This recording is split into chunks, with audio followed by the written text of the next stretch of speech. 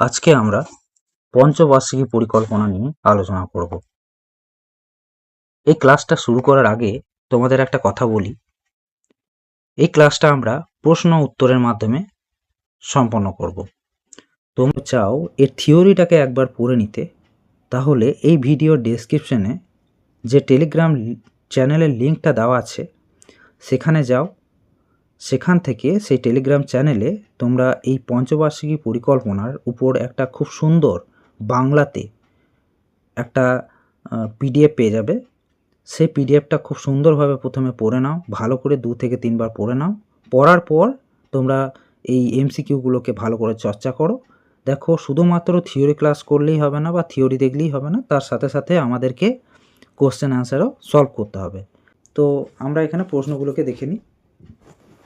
দেখো, প্রথম প্রশ্ন বলা হয়েছে 1934 সালে প্ল্যান ইকোনমি অফ ইন্ডিয়া এই গ্রন্থে প্রথম কে প্ল্যানিং কমিশনের দাবি করেছিলেন? প্রথম প্ল্যানিং কমিশনের দাবি করেছিলেন এম বিশ্বেশ্বরাইয়া। ঠিক আছে, তার লেখা বইটার নাম কি? Plan economy of India. পরবর্তী প্রশ্ন দেখো, 1938 সালে গঠিত ন্যাশনাল প্ল্যানিং কমিশনের চেয়ারম্যান কে ছিলেন? তো ন্যাশনাল প্ল্যানিং কমিশনের চেয়ারম্যান ছিলেন জওহরলাল নেহেরু। জওহরলাল নেহেরু কত সালে? 1938 সালে। সেই সময়ে যে ইন্ডিয়ান ন্যাশনাল কংগ্রেসের প্রেসিডেন্ট কে ছিল? 1938 সালে প্রেসিডেন্ট ছিল নেতাজি সুভাষচন্দ্র বসু। সেটা কোথায় হয়েছিল? সেটা হয়েছিল হরিপুরা। ঠিক আছে, তার পরের কোশ্চেনটা দেখো, কত সালে এবং কাদের মধ্যে গঠিত হয়? দেখো, বোম্বে প্ল্যান যেটা হয়েছিল না, বোম্বে প্ল্যান হয়েছিল 1944 সালে। কত সালে? 1944 সালে 8 জন ইন্ডাস্ট্রিয়ালিস্টদের দ্বারা, মানে 8 জন ইন্ডাস্ট্রিয়ালিস্ট এই 1944 সালে বোম্বে প্ল্যানকে গঠন করেছিল। তারপর দেখো, 1944 সালে গান্ধী প্ল্যান এসেছিল, যেটা কে করেছিল? যেটা করেছিল শ্রীমন নারায়ণ। ঠিক আছে, তারপর দেখো পিপলস প্ল্যান। দেখো, পিপলস প্ল্যান কত সালে এবং কার দ্বারা প্রস্তাবিত হয়? পিপলস প্ল্যান হয়েছিল 1945 সালে এবং কে কে এইটা প্রস্তাবিত করেছিল? এম.এন. রয়। ঠিক আছে, পরবর্তী প্রশ্ন, সর্বোদয় প্ল্যান কে প্রস্তাবিত করেছিলেন? সর্বোদয় প্ল্যানটা কে দিয়েছিল? সর্বোদয় প্ল্যান যে দিয়েছিল সে হলো জেপি নারায়ণ, জয়প্রকাশ নারায়ণ। কোন কমিটির সুপারিশ অনুসারে ভারতে প্ল্যানিং কমিশন গঠন করা হয়? তো মনে রাখো, কে.সি. নিয়োগী কমিটির সুপারিশে প্ল্যানিং কমিশন গঠন করা হয়েছিল। ঠিক আছে, প্ল্যানিং কমিশন কবে গঠিত হয়? প্ল্যানিং কমিশন গঠিত হয়েছিল 15ই মার্চ 1950। 15ই মার্চ 1950, সেকেন্ড অপশন। ভারতে প্ল্যানিং কমিশন কি ধরনের সংস্থা ছিল? এটা একটা সাংবিধানিক সংস্থা নাকি বিধিবদ্ধ সংস্থা, না কোনোটাই নয়? দেখো, এটা নন কনস্টিটিউশনাল মানে অসাংবিধানিক এবং অবিধিবদ্ধ একটি সংস্থা ছিল। ঠিক আছে, নন স্ট্যাচুটারি, তাহলে নন কনস্টিটিউশনাল এবং নন স্ট্যাচুটারি একটি বডি ছিল। ঠিক আছে, পরবর্তী প্রশ্ন, প্ল্যানিং কমিশনের সভাপতি বা চেয়ারম্যান কে ছিলেন? তো মানে যে প্রধানমন্ত্রী হবে না, সেই অটোমেটিক তোমার প্ল্যানিং কমিশনের সভাপতি বা চেয়ারম্যান হবে। ঠিক আছে, ন্যাশনাল ডেভেলপমেন্ট কাউন্সিল বা এনডিসি কবে প্রতিষ্ঠা হয়? ন্যাশনাল ডেভেলপমেন্ট কাউন্সিল বা এনডিসি প্রতিষ্ঠা হয় 6 আগস্ট 1952 খ্রিস্টাব্দে। 6 আগস্ট 1952 খ্রিস্টাব্দে। ন্যাশনাল ডেভেলপমেন্ট কাউন্সিলের মূল কাজ কী ছিল? ন্যাশনাল ডেভেলপমেন্ট কাউন্সিলের মূল কাজ ছিল পঞ্চবার্ষিকী পরিকল্পনাকে অনুমোদন দেওয়া বা অ্যাপ্রুভ দেওয়া। এর কাজ হলো অ্যাপ্রুভাল। তারপর প্রথম পঞ্চবার্ষিকী পরিকল্পনার মেয়াদ ছিল কত থেকে কত, মানে কোন বছর থেকে কোন বছর? তো মনে রেখো, 1951 থেকে 56 এই 5 বছর ছিল প্রথম পঞ্চবার্ষিকী পরিকল্পনার সাল। ঠিক আছে, তারপর প্রথম পঞ্চবার্ষিকী পরিকল্পনা কোন মডেলের উপর ভিত্তি করে তৈরি হয়েছিল? এটা গত পরশু জিডি পরীক্ষায় সেকেন্ড শিফটে এসেছিল। এটার উত্তর হচ্ছে হেরোডাইমার মডেল। তারপর প্রথম পঞ্চবার্ষিকী পরিকল্পনার মূল লক্ষ্য কী ছিল? প্রথম পঞ্চবার্ষিকী পরিকল্পনার মূল লক্ষ্য ছিল কৃষি এবং সেচ ব্যবস্থা। ঠিক আছে। ভারতের প্রথম বহুমুখী নদী পরিকল্পনা কোনটি? প্রথম বহুমুখী নদী পরিকল্পনা হলো ডিভিসি বা Damodar valley corporation. Damodar valley corporation 1948 সালে কোন দেশের সহযোগিতায় গড়ে ওঠে? দেখো এখানে রয়েছে দামোদর ভ্যালি কর্পোরেশন বা ডিভিসি 1948 সালে কোন দেশের সহযোগিতায় গড়ে উঠেছিল? তো মনে রাখবে এটা ইউকে বা ব্রিটেনের সহযোগিতায় গড়ে উঠেছিল। 2রা অক্টোবর 1952 সালে ভারতে কোন প্রোগ্রাম চালু হয়? 2রা অক্টোবর 1952 সালে ভারতে কমিউনিটি ডেভেলপমেন্ট প্রোগ্রাম বা সিডিপি চালু হয়েছিল। ঠিক আছে। তারপর স্টেট ব্যাংক অফ ইন্ডিয়া জাতীয়করণ কবে হয়? তো মনে রেখো স্টেট ব্যাংক অফ ইন্ডিয়া জাতীয়করণ হয়েছিল 1 জুলাই 1955-তে। তারপর দ্বিতীয় পঞ্চবার্ষিকী পরিকল্পনা কোন মডেলের উপরে ভিত্তি করে হয়েছিল? দ্বিতীয় পঞ্চবার্ষিকী পরিকল্পনা হয়েছিল পিসি চন্দ্র মহালনবিশের মডেলের উপর ভিত্তি করে। তারপর দ্বিতীয় পঞ্চবার্ষিকী পরিকল্পনার মূল লক্ষ্য কী ছিল? Heavy industry. ঠিক আছে, মনে রেখো হেভি ইন্ডাস্ট্রি বা ভারী শিল্প। তারপর ছত্তিশগড়ে অবস্থিত ভিলাই স্টিল প্ল্যান্ট কোন দেশের সহযোগিতায় গড়ে ওঠে? তো ভিলাই স্টিল প্ল্যান্ট গড়ে উঠেছিল রাশিয়ার সহযোগিতায়। তারপর পশ্চিমবঙ্গের দুর্গাপুর স্টিল প্ল্যান্ট কোন দেশের সহযোগিতায় গড়ে ওঠে? দুর্গাপুর স্টিল প্ল্যান্ট ব্রিটেন বা ইউকে সহযোগিতায় গড়ে ওঠে, এটা কিছুক্ষণ আগেই দেখলাম। ওড়িশার রৌরকেল্লা স্টিল প্ল্যান্ট তৈরিতে কে সাহায্য করেছিল? তো পশ্চিম জার্মানি সাহায্য করেছিল ওড়িশার রৌরকেল্লা স্টিল প্ল্যান্ট তৈরিতে। ঠিক আছে। তারপর লাইফ ইন্স্যুরেন্স কর্পোরেশন বা এলআইসি কবে জাতীয়করণ করা হয়? তোমরা রেখো 1 সেপ্টেম্বর 1956 খ্রিস্টাব্দে তোমার এলআইসি জাতীয়করণ করা হয়েছিল। তারপর ভারতের অ্যাটমিক এনার্জি জনককে, ফাদার অফ অ্যাটমিক এনার্জি কাকে বলা হয়? তো ফাদার অফ অ্যাটমিক এনার্জি বলা হয় হোমি জাহাঙ্গীর ভাবাকে। ঠিক আছে। বার্ক যেটা রয়েছে ভাবা অ্যাটমিক রিসার্চ সেন্টার, ঠিক আছে, তো এটা এর নাম অনুসারেই রয়েছে। ঠিক আছে, এই ভাবার নাম অনুসারে হোমি জাহাঙ্গীর ভাবা। তারপর স্বাধীন ভারতে প্রথম ইন্ডাস্ট্রিয়াল পলিসি কবে এসেছিল?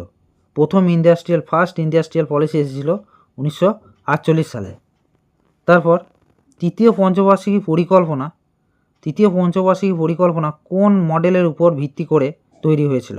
উপরে ভিত্তি করে গড়ে উঠেছিল। ঠিক আছে, গাডগিল যোজনার উপরে ভিত্তি করে গড়ে উঠেছিল। এখানে একটু ভুল দেওয়া আছে, চক্রবর্তী মডেল এটা হবে না।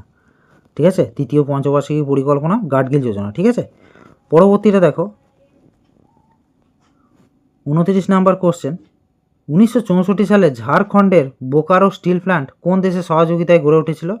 বোকারো হলো রাশিয়ার সহযোগিতায় গড়ে উঠেছিল। তারপর food corporation of India FCI কবে প্রতিষ্ঠা হয়? Food corporation of India FCI প্রতিষ্ঠা হয় তোমার 1965 সালে। তৃতীয় পঞ্চবার্ষিকী পরিকল্পনা ব্যর্থ হওয়ার অন্যতম কারণ কী ছিল? তৃতীয় পঞ্চবার্ষিকী পরিকল্পনা ব্যর্থ হওয়ার অন্যতম কারণ ছিল 1962 সালের ইন্দো চীন যুদ্ধ, তারপর 1965 সালে ভারত পাকিস্তান যুদ্ধ এবং 1966 সালে ব্যাপক খরা। তাহলে 1966 সালে খরা হলো, 1965 সালে ভারত পাকিস্তানের যুদ্ধ, 1962 সালে ভারত চীন যুদ্ধ। তো এই কটা কারণেই কিন্তু তৃতীয় পঞ্চবার্ষিকী পরিকল্পনা ব্যর্থ হয়েছিল। ঠিক আছে। ভারতে প্ল্যান হলিডে বা 3 অ্যানুয়াল প্ল্যানের সময়কাল কত? তাহলে কি জানলে যে প্ল্যান হলিডে যাকে বলি আমরা সেটা কি 3 অ্যানুয়াল প্ল্যানও বলে থাকি। তো সেটার টাইম পিরিয়ড হচ্ছে তোমার 1966 থেকে 1969। Option A. দেখো আমাদের যে থার্ড 5 ইয়ার প্ল্যান ছিল সেটা ছিল 1961 থেকে 66 পর্যন্ত। তো তোমরা জানো যে থার্ড 5 ইয়ার প্ল্যান সেটা ব্যর্থ হয়েছিল। তো তারপর তারা ভাবলো যে নতুন 4th 5 ইয়ার প্ল্যান চালু করার আগে কিছুটা সময় নিয়ে নেওয়া যাক। সেই জন্য তারা মানে সরকার হুট করে 3rd 5 ইয়ার প্ল্যান শেষ হওয়ার সাথে সাথেই 4th 5 ইয়ার প্ল্যান চালু করে দেয়নি। কিছুটা মাঝে প্ল্যান হলিডে রেখেছিল। তো সেই টাইমটা বছরের ছিল? 3 বছরের ছিল। ঠিক আছে? তো এটা কোন সাল থেকে কোন সাল পর্যন্ত? মনে রাখবে 1966 থেকে 1969 সাল পর্যন্ত। তারপর ভারতের সবুজ বিপ্লবের জনক কাকে বলা হয়? ভারতের সবুজ বিপ্লবের জনক বলা হয়, বলো, MS স্বামীনাথনকে। ঠিক আছে? চতুর্থ পঞ্চবার্ষিকী পরিকল্পনা যেটা হয়েছিল 1969 থেকে 1974 এর কোন মডেল অনুসরণ করেছিল?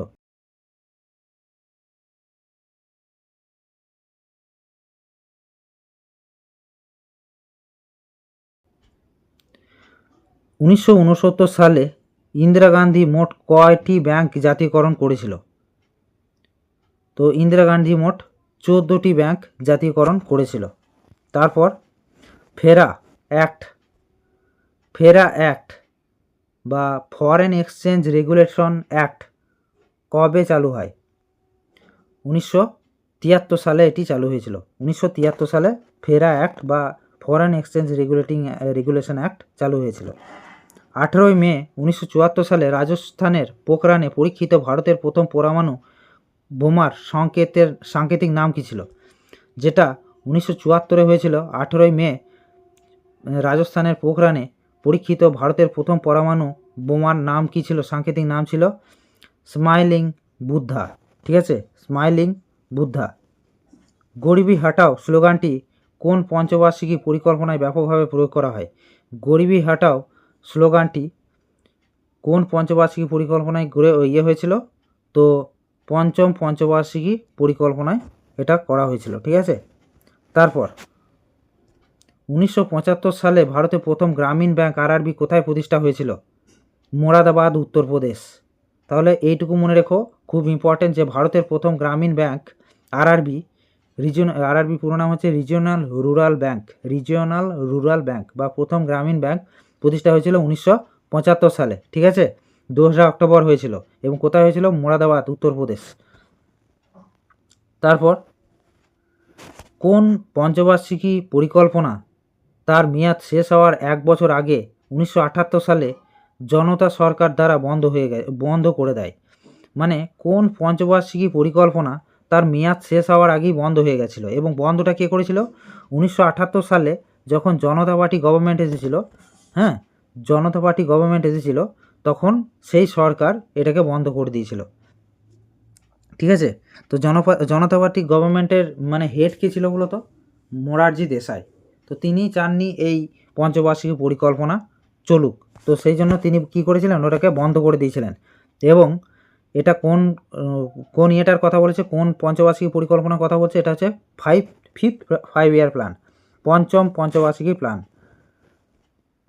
তারপরে দেখো, তো তিনি তো বন্ধ করে দিলেন, তো তিনি কি নিয়ে এলেন? তিনি নিয়ে এলেন রোলিং প্ল্যান। তাহলে কোন টাইমে হবে এটা? 1978 থেকে 80, এই 2 বছর তোমার রোলিং প্ল্যান চালু ছিল। আবার 80-তে আবার নতুন সরকার গঠন হয়ে গেল, কংগ্রেসের সরকার, এবং 80-তে 15 এপ্রিল ইন্দিরা গান্ধী পুনরায় কয়টি ব্যাংকে জাতীয়করণ করেছিল? 6টি ব্যাংকে জাতীয়করণ করেছিল। ঠিক আছে? তো ওরা মাত্র 2 বছরই ছিল এবং এটাকে বলা হয় যে প্রথম নন কংগ্রেস লিডার ছিল এই মোরারজি দেশাই এবং নন কংগ্রেস পার্টি ছিল জনতা পার্টি। ঠিক আছে? মনে রেখো এটা। শিবরমন কমিটির সুপারিশ অনুসারে 12 জুলাই 1982 সালে কোনটি প্রতিষ্ঠিত হয়? দেখো, শিবরমন কমিটির সুপারিশে 12 জুলাই 1982 সালে মনে রেখো নাবার্ড প্রতিষ্ঠা হয়। ঠিক আছে? নাবার্ড, যেটা তোমার কৃষিক্ষেত্রে উন্নতির জন্য যে ব্যাংক থেকে লোন প্রোভাইড করা হয়। ঠিক আছে? দেখো, এটা নাবার্ডের একটা পুরো নাম আছে, জানো? National bank for agriculture and rural development. ঠিক আছে? National bank for agriculture and rural development, এটা হচ্ছে নাবার্ডের ফুল ফর্ম। 1984 সালে সিয়াচেন হিমবাহ পুনরায় দখলের জন্য ভারতীয় সেনা কোন অপারেশন চালু করেছিল? 1984 সালে সিয়াচেন হিমবাহ পুনরায় দখল করার জন্য ভারতীয় সেনা কোন অপারেশন চালু করেছিল? অপারেশন মেঘদূত, অপারেশন মেঘদূত, ঠিক আছে, 1984 সালে অপারেশন মেঘদূত। স্বাধীন খালিস্তান আন্দোলনের নেতা ভিন্ডার বালার বিরুদ্ধে 1984 সালে কোন অপারেশন চালু করা হয়? অপারেশন ব্লু স্টার, ঠিক আছে। খালিস্তান আন্দোলনের বিরোধিতা করার জন্য অপারেশন কি চালু করেছিল? অপারেশন ব্লু স্টার চালু করেছিল, ঠিক আছে। তারপর কত সাল? 1984 সাল। ভোট দেওয়ার বয়স 21 থেকে কমিয়ে 18 বছর করা হয় কত সালে? ভোট দেওয়ার বয়স 21 থেকে কমিয়ে 18 বছর করা হয়েছিল। এটাও তোমাদের জিডিতে আসা কোশ্চেন একটা। তো এটা কমিয়ে কত সাল করা হয়েছিল? 18 করা হয়েছিল। এবং কত সালে এটা হয়েছিল? এই ঘটনাটা ঘটেছিল 1989 সালে। মনে রেখো 1989 সালে এটা লাগু হয়েছিল। এই অ্যাক্ট বা এই আইনটা এসেছিল তোমার 1988 সালে। এবং এটা কোন অ্যামেন্ডমেন্ট অ্যাক্টের দ্বারা হয়েছিল? মনে রেখো এটা 61তম অ্যামেন্ডমেন্ট অ্যাক্টের দ্বারা হয়েছিল, ঠিক আছে। আর একটা পাস হয় কবে? 88-তে, কিন্তু এটা লাগু হয় 1989 সালে। ফ্যামিলি প্ল্যানিং বা হাম দো হামারে দো নীতি কোন পঞ্চবার্ষিকী পরিকল্পনায় নিয়ে আসা হয়? তো এটা মনে রেখো 7ম পঞ্চবার্ষিকী পরিকল্পনায় এটা নিয়ে আসা হয়েছিল, ফ্যামিলি প্ল্যানিং। এলপিজি পলিসি বা এলপিজির পুরো নাম কি? লিবারালাইজেশন, প্রাইভেটাইজেশন, গ্লোবালাইজেশন কোন সময়ে ভারতে নিয়ে আসা হয়? এটা নিয়ে এসেছিল তোমার অ্যানুয়াল প্ল্যানিং হয়েছিল যখন 1990 থেকে 92। মনে রেখো অ্যানুয়াল দুবার বন্ধ ছিল। এক তো তোমাদের বলেছিলাম যে ওই 1966 থেকে 1969 সাল পর্যন্ত একটা বন্ধ ছিল, 3 বছর বন্ধ ছিল। এবং মনে রেখো এই টাইমে ব্যাংকটা প্রায় দেউলিয়া হয়ে গেছিলো। মানে ব্যাংকের ফরেন এক্সচেঞ্জ রিজার্ভে তখন মাত্র $1 বিলিয়ন পড়েছিল। তো সেই সময় মনমোহন সিং এবং যে সেই সময় যে পিভি নরসিমহা রাও, এরা দুজন এই হাল ধরে এবং এদের তত্ত্বাবধানেই এলপিজি রিফর্মস এসেছিল। এই এলপিজির পুরো নাম হচ্ছে লিবারালাইজেশন, প্রাইভেটাইজেশন এবং গ্লোবালাইজেশন। এই জিনিসটা লাগু করার পর দেশের হাল অনেকটা হলেও উন্নত হয়। এবং এটা কোন সময় আনা হয়েছিল? 1990 থেকে 92 এই সালের মধ্যে, ঠিক আছে। তারপর পরবর্তী প্রশ্ন, কোন পঞ্চবার্ষিকী পরিকল্পনাতে হিউম্যান ডেভেলপমেন্টের কনসেপ্ট ভারতে প্রথম নিয়ে আসা হয়?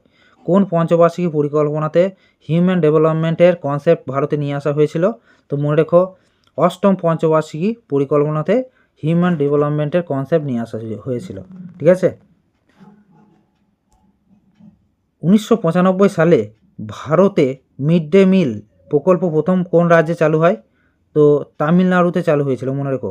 1995 সালে প্রথম কোন রাজ্যে চালু হয়? তামিলনাড়ুতে। প্রধানমন্ত্রী গ্রাম সড়ক যোজনা কবে চালু হয়? প্রধানমন্ত্রী গ্রাম সড়ক যোজনা কত সালে চালু হয়?